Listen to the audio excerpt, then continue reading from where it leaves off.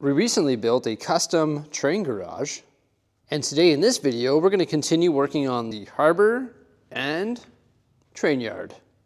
I think the first thing we need to build for this area is shipping containers. It's always our goal to use as many parts from our inventory as we can when coming up with mini builds, and this is one of the shipping containers that we came up with. We did some research online afterward, and it's like, wow, there are some incredible looking shipping containers out there. We went to go build a couple of them, and it's like, well, we don't have enough pieces in consistent colors to build those containers, unfortunately. So we just came up with our own little designs. This one here uses the 1x6x5 panels with the ribbing. It's plated off on the top, also tiled, and we raised it up a little bit around the outer perimeter edge there, and it just sits on plates. And then we added this little door. It doesn't open, unfortunately, but it looks flush. It has some of the detail with the bar elements and also the 1x1 modified plates with the clips. And that's held in place by modified bricks with the forward-facing studs. I think it looks good for a shipping container. It gets the job done. I like the red color because that's like a classic shipping container color. Of course, like dark red would probably be better, but I feel like this really has a Lego City sort of vibe. So of course, you can't just have one red shipping container, you've got to have two. This one is the same design, but it has a 6x6 sticker element on the back, a little Lego advertisement. Maybe there's Lego sets in there. There you go. That's the type of shipping container I want.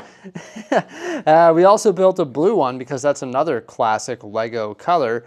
And it has the rib panel on the side and also on the back, but we could only find 3 of those, so we filled in the remaining space with the 1x2x5 panels, and we changed up the decoration on the front with the antenna elements. But look at that, we've got 3 shipping containers. Why not build a 4th in this like bluish color? It's like a light blue with the white top, and it has the bar detail and just like random tiles on the top. I like the texture that it has. It uses some of the 1x6x5 panels, but the regular ones without the ribbing, and we flip them inward just to give it a little bit of texture on the side. Okay, that's 4 shipping containers. Not bad, not bad. Why not build one more? Oh, now we're getting multicolored. We've got dark blue and also turquoise, dark blue on the back, so it matches the front, and another turquoise panel there. And it's azure as well, and why not tile it off with dark azure? So it's a multicolored shipping container. Okay, now we have another one. I guess these are called sea cans, right? Shipping containers, sea cans, whatever you want to call them. This one uses the bright light yellow, I believe it is. It's got a 6x6 door with the bar element there. And look at the bottom, it's hollow because we didn't have very many of these plates, but at least when it's stacked, you won't see the fact that it's hollow. And we did the border in yellow, just a nice pop of color, I guess, or just sort of change it up there. And they can stack, and we could add some corner plates on the bottom so that they stack and don't move around. And when we place them in the train yard, we'll probably do that. Another technique that you can use is actually using these garage door track elements. They come in 1x2 or the 1x2x5 panel. So we used a bunch of those to create a white shipping container, and has those nice ribbed lines in the same door, of course, with the bar detail. But yeah, that's another good way to build these. These come in red as well, so you could build red shipping containers using that same technique. And why only build one white one? Why not build a second one? So there you go. We've got 8 shipping containers now for the harbor and train yard. I'm not sure if I'm going to keep this car compactor set somewhere around the train yard either, but for now I just decided to put these shipping containers on the elevated area over here. Next up, we've got to create a little mini build for the end of these train tracks, because they just end abruptly and these trains can go right off the track. So you've actually seen something similar to this in a Lego set and also in that Bricklink designer program, Train Engine Shed. They use the ratchet connectors on the bottom on the 1x2 plates, and then the other type of ratchet connector going upward, and the little mini 1x1 bracket, a 1x6 plate, a stud, and the circular bit, and there you go. We've just got like a unique stopper for the end of the track. So yeah, that's just going to add some extra detail to all the lines. So we've got 1, 2, 3, 4, 5, and 6. Perfect. Placing these is a fairly easy process. You just clip it right onto the last studs on the track like that. But we're gonna do a lot more in the surrounding area, so we relocated our train garage so we can reach over, and we're starting to add some dark tan detail just on the ends of the track because of course this train yard is awfully green right now. So we brought all our tan wedge plates down here and we're going to start breaking up some of that color. And these odd shaped plates in the dark tan color definitely help break up the green. Filled in this whole corner here. Just built a perimeter or laid a perimeter of the wedge plates and then filled it all in. Oh no, my poor deep sea area. I've been saving those for the deep sea area for so long, that being the dark tan plate, and guess what? The train yard just consumed a bunch of it. We also did little patches between the tracks. I've gone through and started adding some olive colored vegetation randomly around as well, but I think that just helps so much. And look at that, we've got stops on all the tracks. So the 3 over there, sorry, 4 over there, and the 2 over here. The next thing we want to work on is actually fencing this area off. We've left these studs exposed for a very long time, so we're going to fill those in with 1x4 tiles. But before we do that, we've got to fence it off. We have these cables here and these modified bricks with like the bar element, and those support the cables. And these, I believe, are 16 studs long, and we have 16 of them. So we're going to fence off the Harbour with those, and then we're going to switch it up and use a reddish brown fence for the train yard. Just filling in those available studs with tiles really makes this place look a lot better. However, on the outer perimeter, we had to fill them in with plates because we needed a row of plate all the way along so that we could get the spacing for these correct. So we filled them in with plates, ran a row of plate, and then placed these in. Now we have our cable fence going all the way along, and we put tile underneath it. So it ends right there by the ramp going to the crane, and it goes all the way over here around this corner. We left a 6 wide spot for a little staircase there, and then continues to the end. We also put some over here, right there in front of that boat, a couple of them right there, and 2 more right there, along with a little cable fence by the entrance.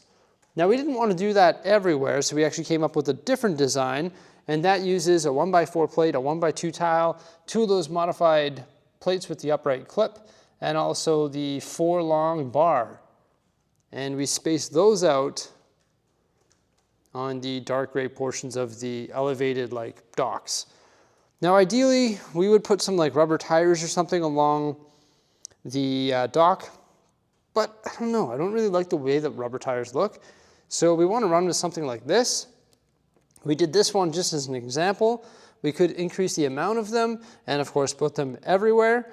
Those are just like the life preservers, but at this particular point in time, we don't have any more of those. But that's just an example as to what we could do for like padding for the boats as they dock. But yeah, look at that. The black cable fence looking pretty sweet along with the bars. And also over here, we can see the reddish brown fence. So we made panels 16 studs long and just stretched them onto the 1x2 bricks and just like put tile in between the spans. So that's actually a 14 stud span, but the plate goes from the brick to the brick, which is 16 studs, and we're just using like whatever plates we have. We ended up using like all 1x3s, and then of course we put a 1x2 brick on top and then stretched the plate and tile all the way along. So it's sort of like a 2-rung fence, and it comes around this side here. There's a gap for the stairs, and then it continues all the way over here through the trees behind the other train shed and along the other side as well. Actually ending right there, we have an angled section, and this one goes through like this little mini forest. We're going to say that this area here belongs to the train yard, What we're going to put there at this point, we don't know. But the next thing we need to work on is more mini builds. We can't have a train yard in Harbour without pallets full of stuff. So created some pallets using 4x6 plates and 1x4 plate. Pretty basic stuff there. Put some crates on this one here. Use your imagination. I don't know what's in there. Also, we've got this one here, and these pallets stack like so. And those crates are full of chemicals. And then tires. Maybe we should have like a big pile of tires. But for now, we've got 2 crates full of tires. Some miscellaneous scrap metal in those crates. And then some barrels and some other containers. And of course, it's Lego, so we need some octane gas. 4 canisters there. Why not have a total of 10 canisters? We can move these around with forklifts that we saw in the train yard already, but maybe we need a hand pallet, or sorry, pallet jack as well. So there we go, we got a little pallet jack. And we may as well make 2 of those. Now that's a lot of heavy lifting. So the employees are going to need a place to sit down. Basic bench design. Whipped up 2 of those.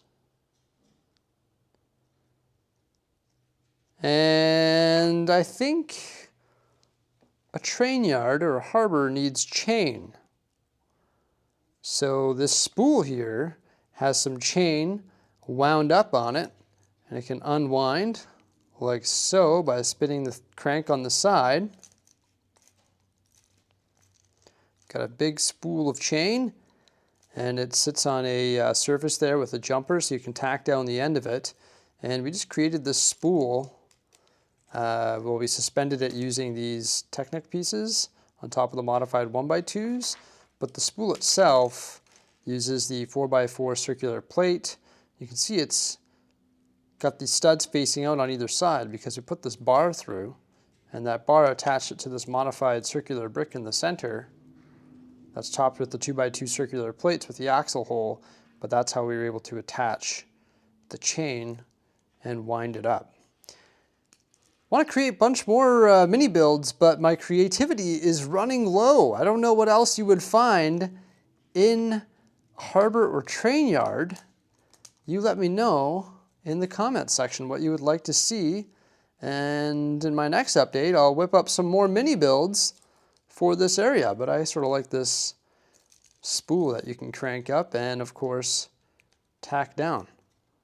There you go. See, sometimes it's not the building that's the hard part, it's coming up with the idea. What should I build? Once you have an idea, you can pretty much build anything. But I also busted out these 2 containers, which are full of crates, and I think we can scatter those all throughout the area. I ended up using a lot more crates, and I built some more pallets, and I started placing some minifigures as well. I think that helps break up that dark gray. I noticed that this container ship had like 4 containers on it, so I spread those out as well. Put one over here. This is where our wheel of chain is, or chain reel. Got some more crates beside that. Another crate over here. More crates over there. And then I decided to add another mini build over here, actually a few of them. Just got some lattice elements chained down, then some supports. Maybe they're getting ready to ship those. A bin full of extra railroad ties, and also a crate that I built using brackets and plates and tiles, full of extra wheels, and then some other miscellaneous elements that might be just laying around the train yard. But it looks like these Lego City employees are keeping a pretty clean workspace, which I can appreciate. You know what though, I like the amount of mini builds. I think we need to come up with some more. So once again, let me know what you think in the comment section, and I'll try and build it in the next train yard update. But I think we need one more structure, maybe some more plants too. Rather than cleaning up for like the 80th time today, I'm just gonna leave it how it is, all right? This is the structure that I just whipped up here. It is a tool building, a tool house. I don't know. What do you call this? A workshop, I guess. There we go. So I built it using a forward-facing stud technique. So the walls have a lot of forward-facing studs built into them. So I was able to add the siding. Just messing around with like black siding. Didn't look that good. I don't know if there would be a wood, like a wood siding place or structure in the train yard, but brown was the color I had, and I think it worked out. So yeah, tan and brown. Nougat foundation, black door and door frame. Just did that on all 4 sides and tiled off the top as well. And then I made sure that some of the forward-facing studs were actually facing inside, and that allowed me to put these plates against the wall, sort of like a pegboard, I guess. And then I was able to attach all of those tools. And I put a workbench all along the bottom using some of those awesome drawer and cupboard units, and just topped it with white tile and also some of the modified 2x2 plates with the 2 studs. So we got some studs so you can put a tool down or whatever it is. And then I created this roof, just messing around with different colors. I was like, I want to work black into it. So we did the door, and then I've got this roof, which is also black. I built out the exterior. Originally I had it on plates, and I was like, you know what, I'm just gonna have it like free floating. And you'll notice that there's no studs here. So because there's a groove cut out here, I can just plop that down and gravity will sort of do its thing. Added some detail there with the grill elements, also some of the textured bricks. And there is quite a large overhang. Figured maybe they want to overhang on this roof here, just for whatever, rain or whatever it may be, right? So there we go. It's just like a little tool building or workshop, I guess. I think I've got to sleep on this design though. I think I made the roof a little bit too bulky. Maybe I shouldn't have made such a big overhang on either side. This could probably change, but I like it. You know, the concept is there.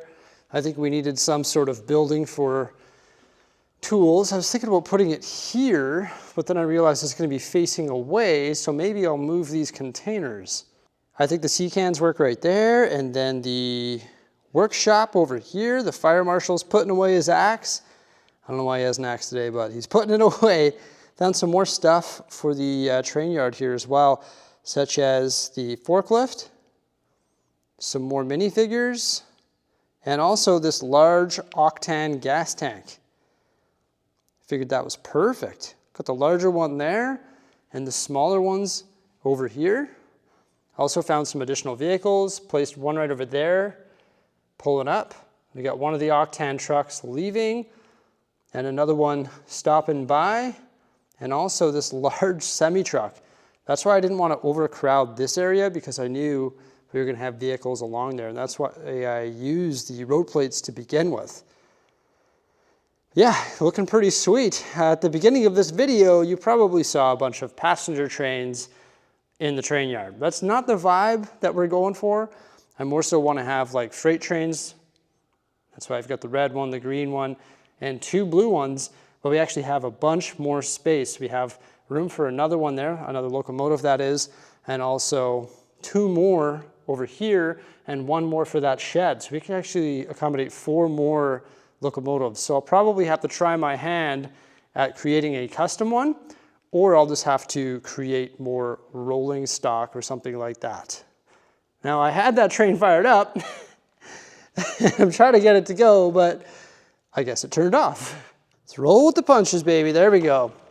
I can't refilm that. It'll take me 8 more tries. I'm just kidding. But yeah, there we go. That can take the switch and head on into the train yard. But passenger trains are not the vibe we are going for, but it's cool to see this train come in there to kiss the other one and then leave. And then we can flick any of these switches. Okay, this one here. Oh no, knock over a palm tree while I'm at it. And then they will go back on the city line. Yeah. So yeah, I got to try and build some custom rolling stock. wagons and even a locomotive eventually. I think that would be super cool. But I love the way that this train yard looks from this side. Really happy with the outcome. Everybody, thank you so much for coming on by. Hope you enjoyed this update. Please remember to like, subscribe, and stay tuned for some more great stuff coming out in the near future. And have yourselves a great day. Bye for now.